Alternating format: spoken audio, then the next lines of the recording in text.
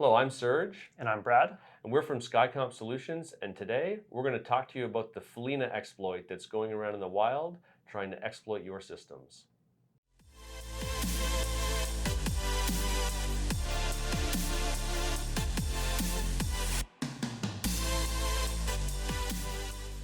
So Brad, can you tell us a little bit about what Follina is?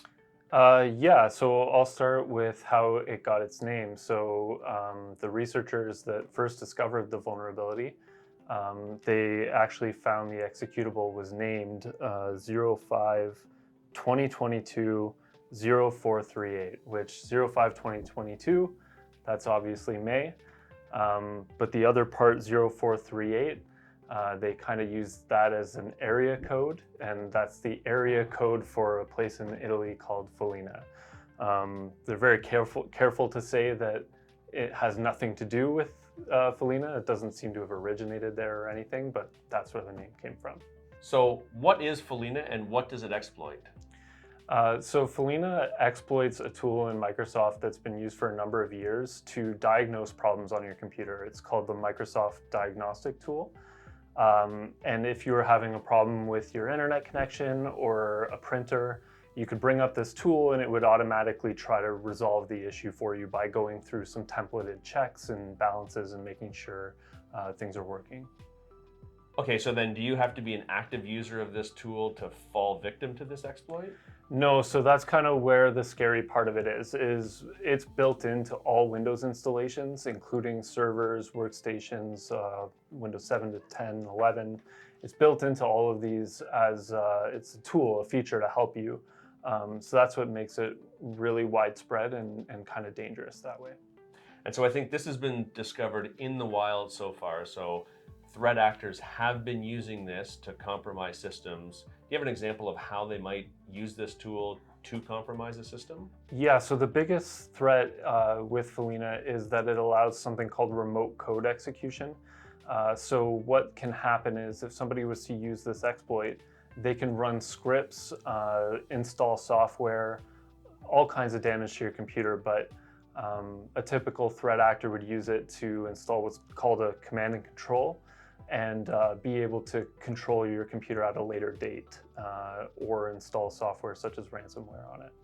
And so is this by me clicking on a document in an email or going to a malicious website, or how might I know if it got attacked? Or Yeah, so typically it's being seen as an attachment that gets sent out. So, there's always, your IT people are probably always telling you about ways to protect yourself with email and how dangerous attachments are.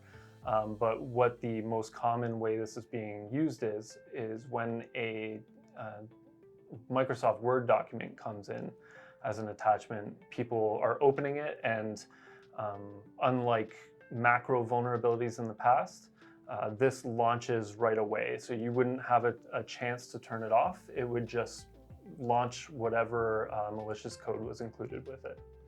okay, so in the past we've dealt with a lot of macro problems with Office, and it's pretty standard to disable macros now or only do macros from trusted documents. But Yeah. this Follina exploit is using a feature of Office embedded into that Word document that launches this diagnostics tool that lets them download and run a script from a third party, all without warning and not really being able to turn that off. Yeah, so the Microsoft utility unfortunately includes parameters where you can add a statement in it to skip certain prompts and to force it to run. And this is completely hidden from the user. So you wouldn't see any kind of security prompts or dialogues. It would just run on your computer and you wouldn't know. All right, and I know we're just doing this video now, but this has been out for a few weeks. What have we been doing at SkyComp to help protect our clients? Well, we have good relationships with our vendors, and we were able to find out that they addressed it very quickly.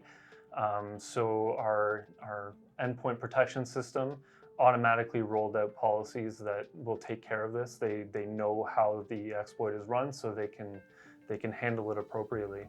Our Zero Trust software Threat Locker, we've already pushed out policies that block the Microsoft Diagnostic utility from executing any kind of PowerShell or remote scripts against your computer. And we've also set up what's called a ring fencing policy, which will stop Microsoft Office, so Microsoft Word, Excel, from interacting with the diagnostic utility as well.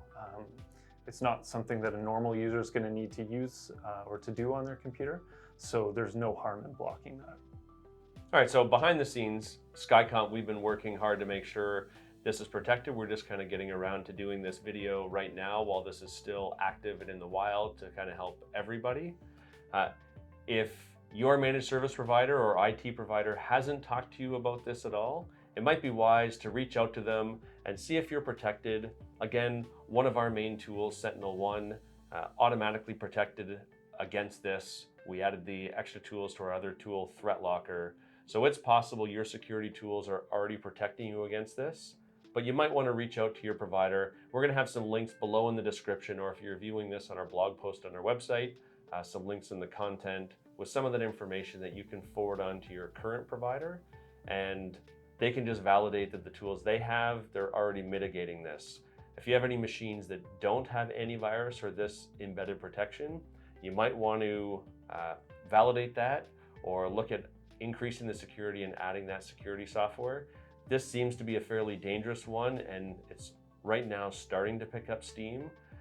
So you could be at risk in the coming weeks. Again, like Brad had said, it's already being used in the wild, which means threat actors are actively using this and trying to exploit systems using this tool. So fast action is pretty important with this.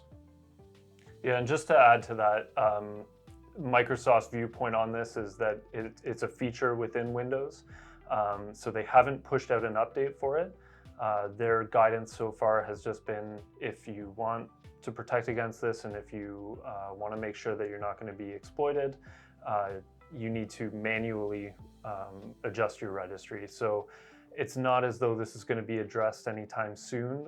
So it's probably best to take your own action as quickly as possible. Brad, thank you for your insight on these items. And to the viewer, thank you for sharing a little bit of time with us. Hopefully you found this information useful and you'll use this information to help protect yourself against this exploit. For more information, there'll be some links down below or in the blog post to help redirect you to further reading on this topic.